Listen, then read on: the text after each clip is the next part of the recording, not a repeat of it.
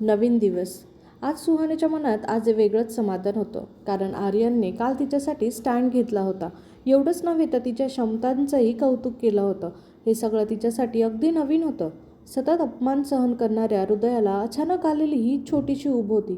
जणू बराच काळ पावसात भिजलेल्या मनाला सूर्याची किरणं लागावी तशी.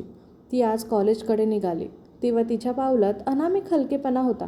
तिच्या चेहऱ्यावर अगदी हलकंसं पण खरं हास्य होतं. आजचा दिवस कदाचित चांगला जाईल अशी एक आशा तिच्या मनात होती. आर्यनही याच वेळेआधीच कॉलेजला आला होता. कार पार्क करून उभा राहतो, पण त्याचं मात्र लक्ष कॉलेजच्या गेटकडेच होतं.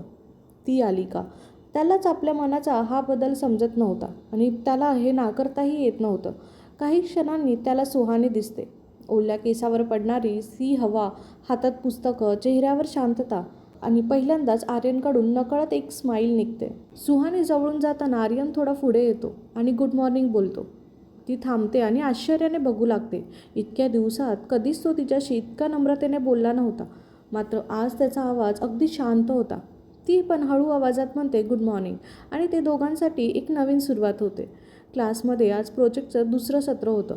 टीचर काही वेळासाठी बाहेर जातात आणि मग ग्रुपमध्ये काम सुरू असतं. सुहानी आपले नोट्स उघडते आणि सगळ्यांना काम समजावू लागते. आर्यन तिचं बोलणं लक्षपूर्वक ऐकत असतो. त्याला तिच्यातला आत्मविश्वास खरंच थक्क करण्यासारखाच वाटतो. मी इतका वेळ तिला नुसतंच जज करत होतो आणि ती माझ्यासारखीच कॅपेबल आहे असं त्याच्या मनात येतं. काम करताना तिचे हात थोडे थरथरत होते.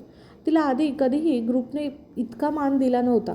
आर्यन तिच्या हातातील पेपर खाली पडताना बघतो आणि पटकन ते उचलून देतो. सुहानी म्हणते मी स्वतः घेऊ शकले असते ना. तो थोडा हसत म्हणतो माहिती आहे, पण तुझ्या कामाची रिदम मोडू द्यायची नव्हती मला. या वाक्यामागे त्याच्या मनातील काळजी दडली होती आणि सुहानीलाही ती जाणवली. ती पहिल्यांदा त्याच्या डोळ्यात पाहते तेव्हा ती तिथे अहंकार नाही तर आदर बघते. त्या दिवशी सगळं काम संपतं आणि सगळे बाहेर पडतात. कॉलेजच्या कॉरिडॉरमध्ये अचानक एक जोरदार आवाज येतो. कोणीतरी धावताना सुहानीला धक्का देतो. तिच्या हातातून संपूर्ण नोटबुक खाली पडतं आणि पानं जमिनीवर सगळीकडे उडून जातात. लांबून सगळं पाहत असलेल्या आर्यनचं मन धस्कन होतं. तो क्षणाचाही विलंब न करता धावत तिच्याकडे येतो. अरे दिसत नाही का तुम्हाला? तो समोरच्या मुलांवर रागावून ओरडतो. सुहानी जमिनीवर वाकून आपली पानं गोळा करत असते. तिचे हात थरथरत असतात. ती घाबरलेली असते. आर्यन तिच्या शेजारी बसतो, पान उचलतो आणि हळू आवाजात म्हणतो तुला काही लागलं तर नाही ना? त्याच्या आवाजातली चिंता इतकी खरी होती की सुहानीच्या डोळ्यात क्षणभर पाणीच दाटतं. पण तिने पटकन नजर चुकवली. तिला रडताना तो बघू नये असं तिला वाटतं. तो तिच्या हातात तिची नोटबुक देतो, पण पानं नीट लावता लावता त्याची नजर त्या हँड रिटन नोट्सवर जाते. त्याला कळतं की ती किती मेहनत करते, किती वेळ लावते आणि किती मनापासून शिकते. तो हळूच म्हणतो तुला माहिती आहे का, तू खूप स्ट्रॉंग आहेस. सुहानी थबकते. कधी कुणी तिला असं बोललं नव्हतं. ती त्याच्या डोळ्यात पाहते, पहिल्यांदाच न घाबरता.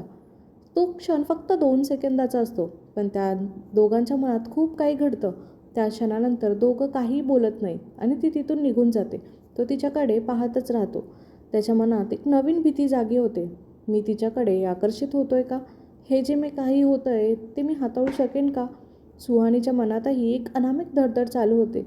तो का काळजी करतोय माझी? तो का इतका बदलतोय आणि मीच का? त्याच्या या बदलाला मनात ती जागा देते का? दोघेही आपल्या विरुद्ध दिशेला चालू लागतात, पण त्यांच्या मनात मात्र एकमेकांसाठी एक हलकीशी जागा तयार झाली होती. कोणी बोललं नव्हतं, कोणी कबूल केलं नव्हतं, पण आज पहिल्यांदा दोघेही एकमेकांना जपायला लागले होते. पुढचा व्हिडिओ बघण्यासाठी चॅनलला सबस्क्राईब करा. धन्यवाद.